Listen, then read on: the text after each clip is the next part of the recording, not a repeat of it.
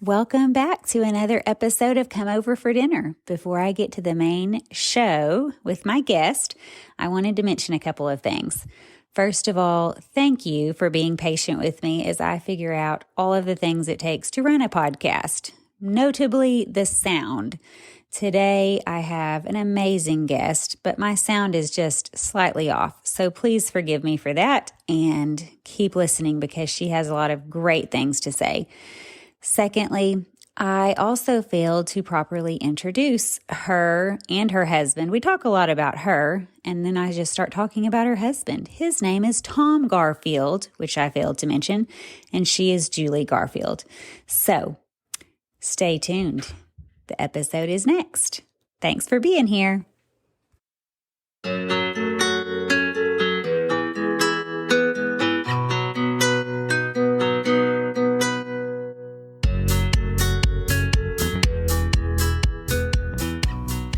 Welcome back for another episode of the podcast, Come Over for Dinner. I am so glad you're joining me again.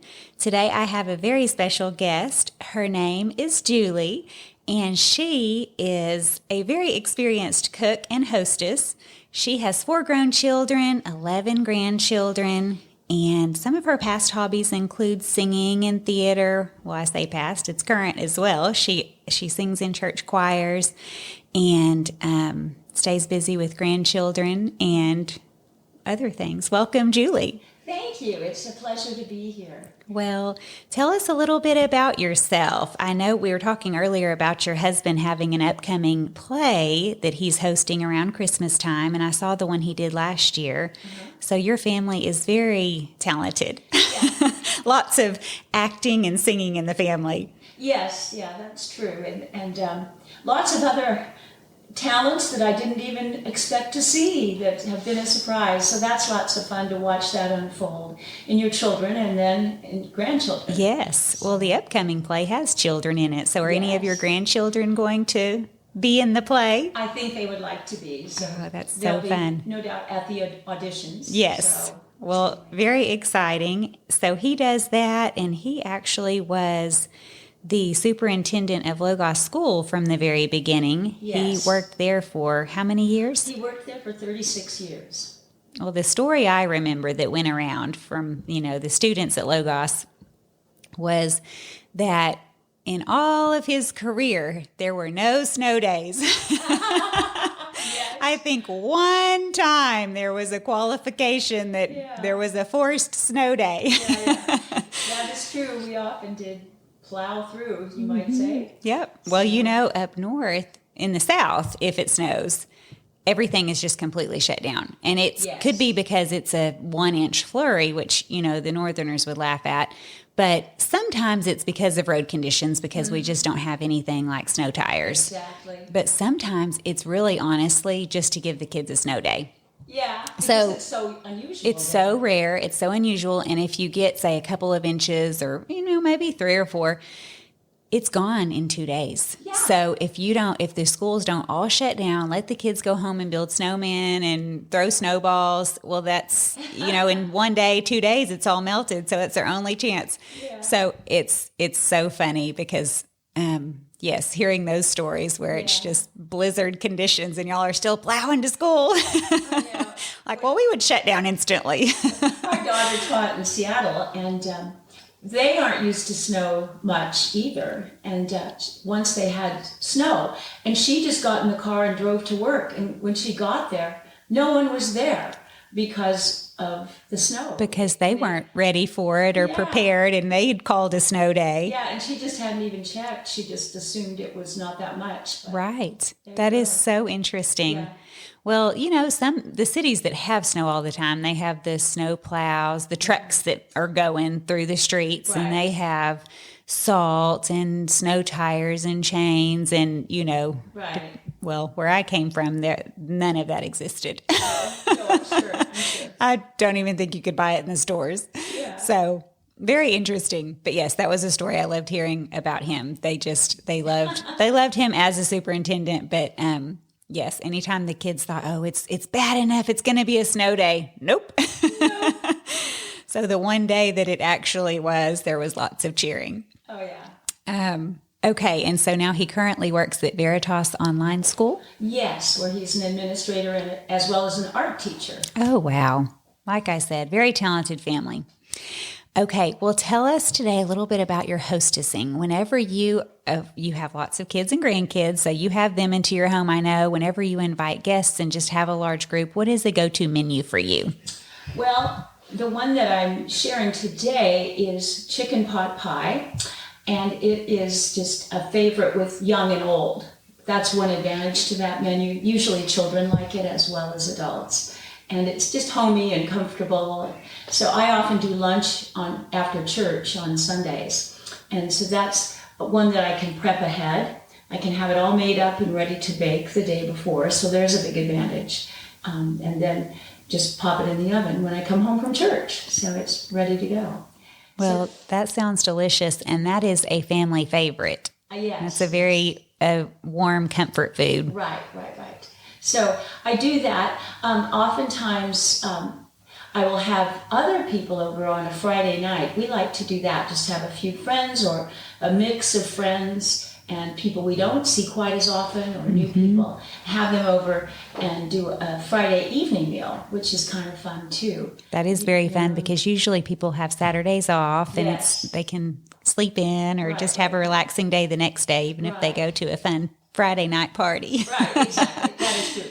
So when we are not wild partiers, believe me, but it is fun to do that too. And I like to just have, where I take the main dish and I let other people bring a salad or bread or whatever they want to bring.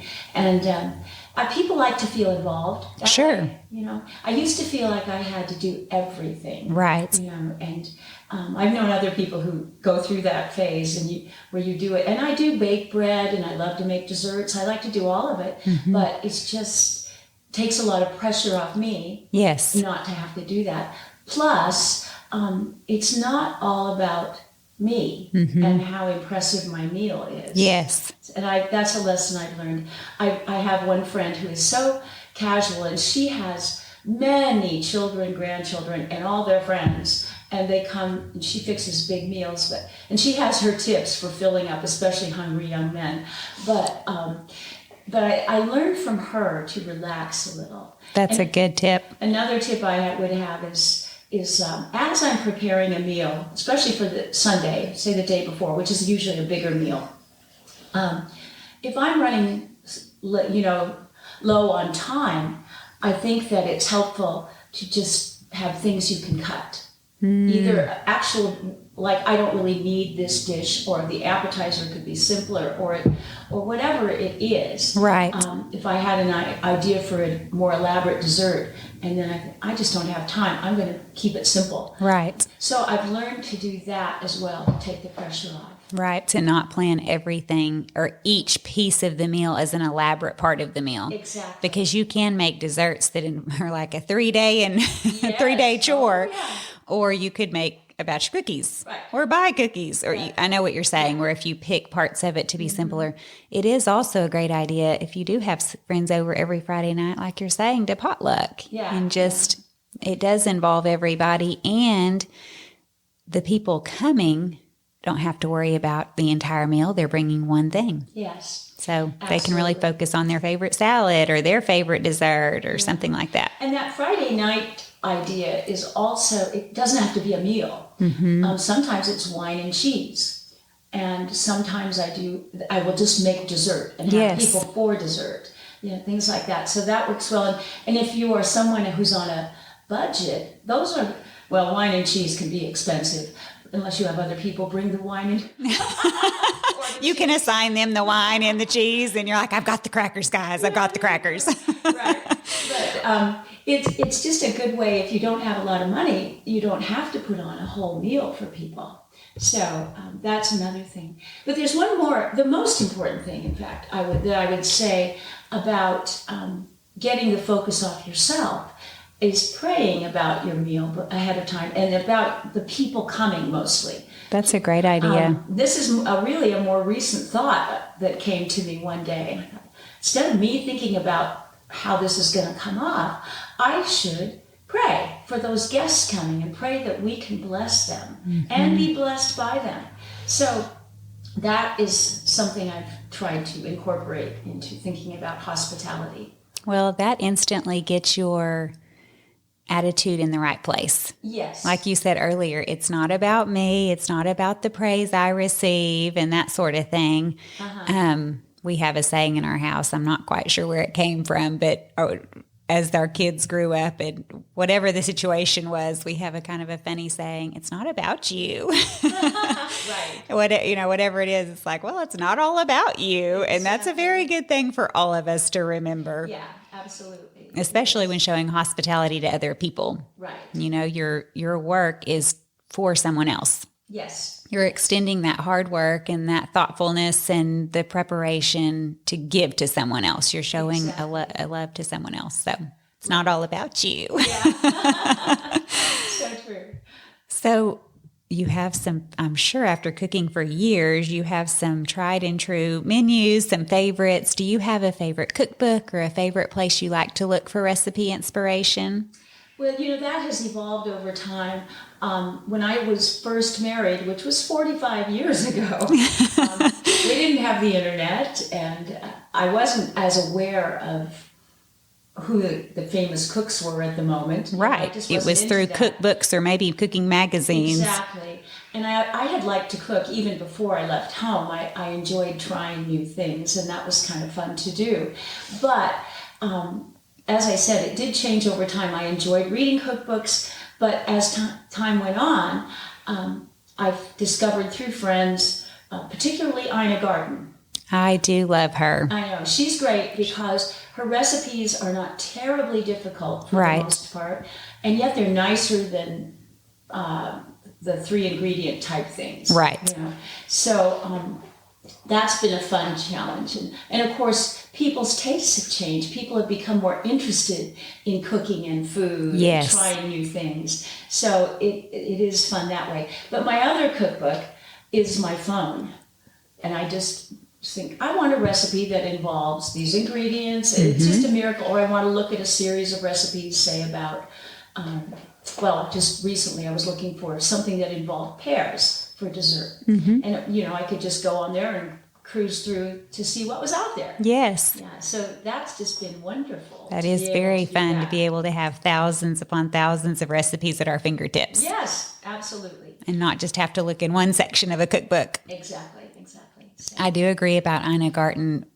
20 years ago, 25 years ago, she had, I guess Food Network was around, but it was maybe in its the early days of popularity. I know, like you've said, there's the cultural shift has been to really learn lots of, celebrity chefs now, lots of shows, lots of blogs, that sort of thing. But she had a show, and I learned so much from her techniques. Right. And it was easily doable. Yeah. And what's interesting about her is she's not a trained chef. Right. She taught herself. Yeah, she did. She just seemed to have good instincts. Mm-hmm. She's a very intelligent woman. Yeah. So she's been helpful, and then I have friends that I've learned from too, and I definitely have been inspired by some of them and what they did. I grew up one way. My mother was a very good cook, but it was simple and basic, and she was very hospitable. In our little house, we didn't have a lot of room, and yet she would pack a bunch of people in there somehow. Table in the living room, table in the basement, table in the dining room, to bring in the people. So I have to give her credit, and my mother-in-law also. By the way, my recipe actually that I'm sharing today comes from my mother-in-law for chicken pot pie. Okay. But I upped the ante on that a little bit. Mm-hmm. Made it your own, changed a few things. And I have that in the recipe. I've included that. So okay. Her version is a little bit simpler. So if you're pressed for time, that's just one simpler step that you can go through with frozen vegetables instead of made from scratch, oven roasted like I like to do. Right. And that's another tip about my recipe while I'm on that subject for chicken pot pie.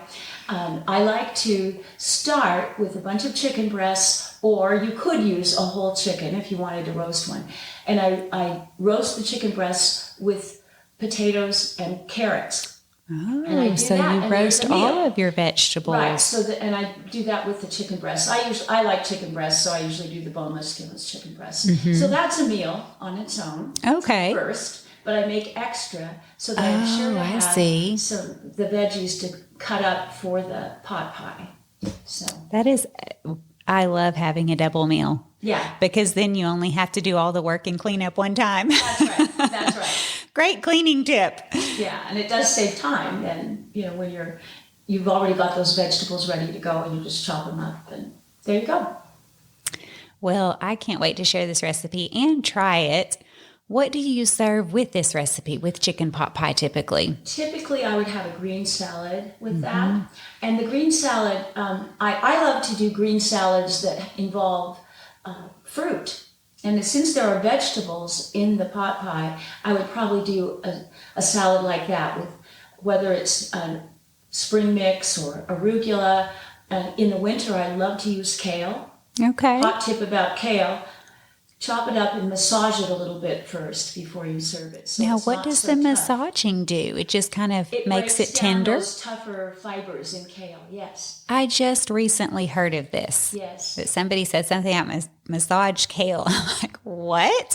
What do you do? That's right. So you just do it until, as they describe it, it becomes sort of grassy. You know Okay. how if you're rubbing grass in your fingers, it's a little bit like that. You don't have to do it long. But Right. just enough to do that. And then I love to put chopped apples or sliced pears or something, and some good balsamic vinegar and some kind of olive oil, and you're pretty good to go. You could add Yes. nuts. I don't because I'm allergic, but you Okay. could easily.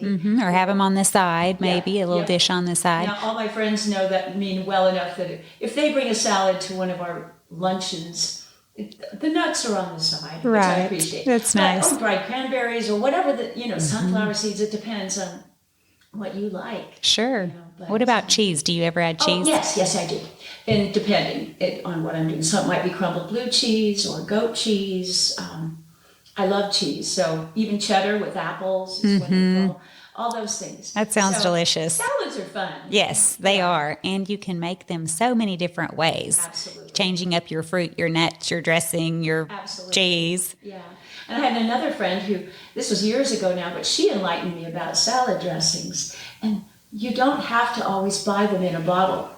You can make your own. And and so I've done okay. that ever since. It actually is pretty simple. It is. And so I make my own. Or if you happen to have a gourmet oil and vinegar store near you, it's fun, although a bit of a splurge, to get some of those things. If you're in a hurry, you can just toss on the nice olive oil and some kind of flavored vinegar, and you've got your salad dressing right there. So what is your go-to that you make? Do you have a favorite salad dressing? I do actually. I make a lemon vinaigrette, so it has That sounds fresh, delicious. and it's very simple. Olive oil, fresh squeezed lemon, and a little. I can't remember if it has a little vinegar, but salt and pepper. It's real basic, but you know it's very easy and very tasty. Everyone likes it, so I do that one a lot, especially in the summer. I do that one. That brightness of the lemon would really make a great salad dressing. Yeah, it does. So. Okay. Do you have a shopping tip for us when you're prepping for a crowd? Do you have a shopping tip that you would share? A shopping tip. I would definitely shop ahead. Which means you have to plan and think ahead. Yes. So that's one thing. It's funny.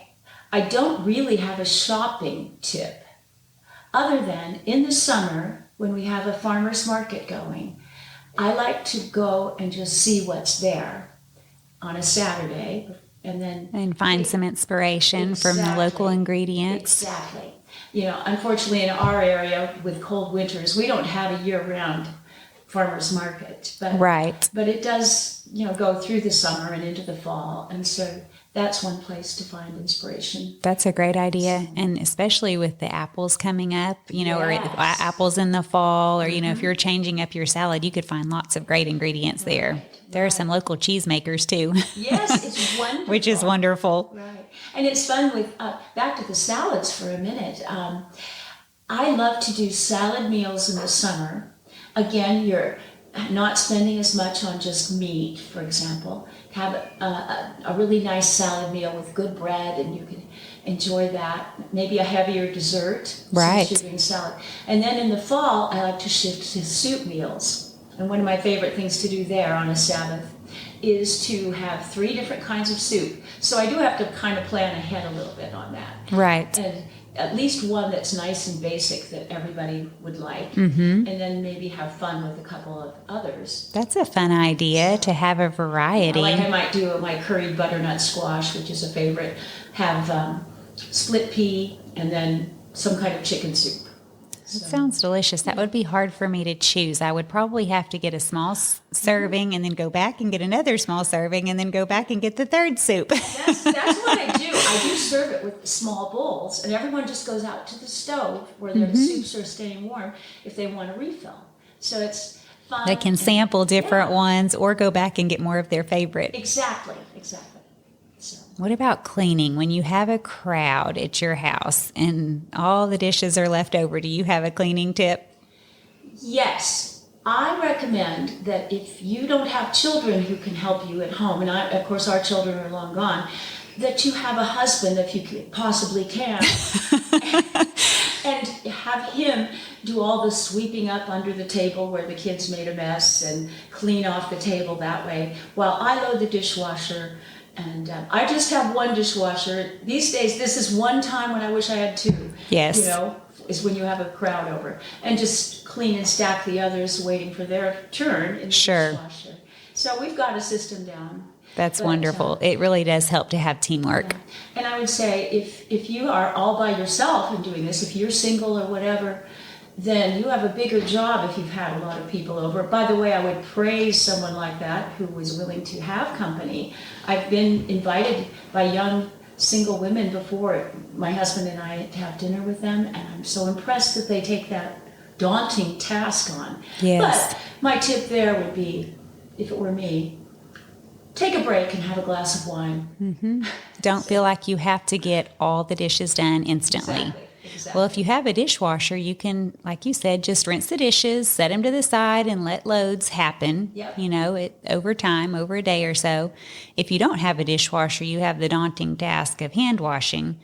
But, I've helped a daughter and a daughter-in-law move into new apartments and have all the dishes that we're unboxing, and so they really need a quick rinse, a quick wash. Oh, yeah. And, one of them did not have a dishwasher. Another had a tiny little dishwasher. So we spread beach towels on the floor and turned on some music and started talking and just, hand washed and just laid them out on beach towels. And it was a clean surface. Just let them dry. I think one of the daughters, my only daughter, we just let them dry overnight. And we came back the next morning and put them all up. And then the daughter-in-law, I think we dried them and visited and, as we went. But it really wasn't one of those things where you had to get it all done right then. Right. But if you kind of feel pressured to, make it fun. Turn on some music. Turn on your favorite podcast. That's right. Listen to back episodes of Come Over for Dinner. There you go.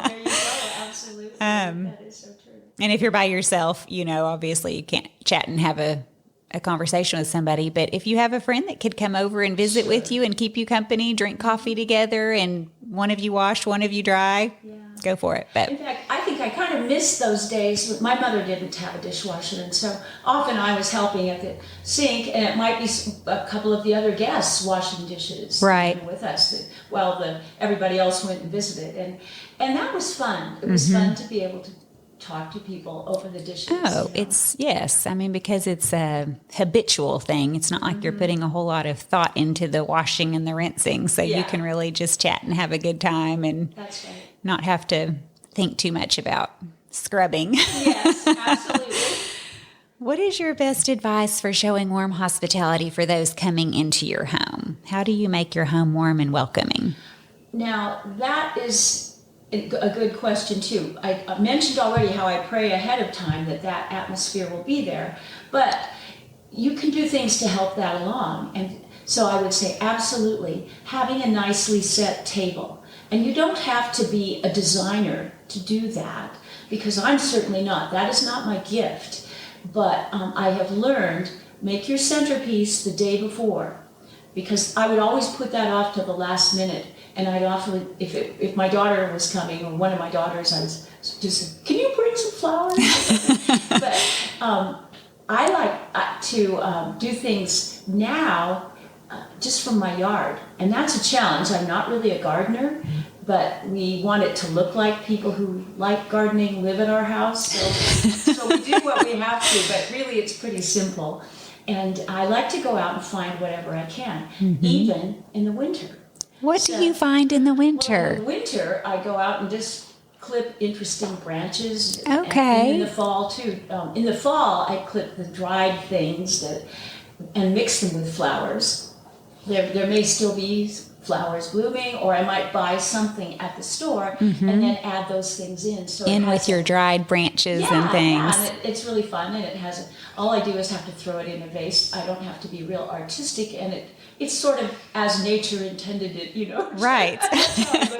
You're bringing nature inside. Yeah, I'm not trying to be real artistic, but it always looks nice. I like to use table runners versus tablecloths. I do have a wood table, old antique wobbly table that belonged to my grandparents, and I use that. And I even love the wobbles. Because it adds character. Character and memory and all that. So it's nice to see the wood. That's one reason I think I like the table runners. Plus, a lot less to wash and iron. Right. It's not like I never use tablecloths, but outdoors I like to use oilcloth, pretty prints of oilcloth. Now, where do you buy oilcloth?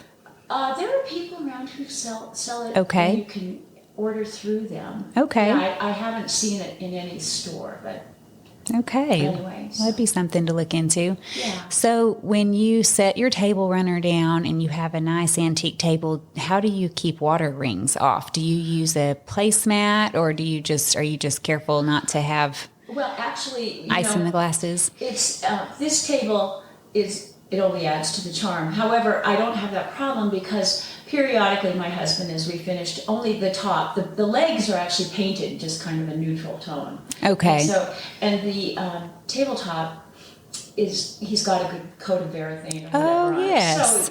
So that's no worry. Yeah, no problem at all. Which is great for grandchildren especially, or other children. Yes. Well, that's a great DIY that you could find on how to do on probably, any search would probably show you how you could finish your wooden tabletop to make it a little bit water resistant or waterproof. Yes, exactly. I have a sister who's done that. Yeah. And it really helped. Right. So, and I have simple dishes. I just have basically white dishes, and they go with everything. I do have a set of fall dishes, but I don't have room to store a lot of dishes. I know. If I had room and money, I would like more sets of dishes, but I'm like you. I have white. Yeah. And they've been used for many, many years and have lots of, let's call them nostalgic chips in them. There we go. I'm like, I really should replace these, but everything's gotten so expensive. So for now, we're eating with them, chips and all. Yeah. And I have learned not to apologize for the tips. Hot tip, don't point out all the chips in your dishes and apologize for them.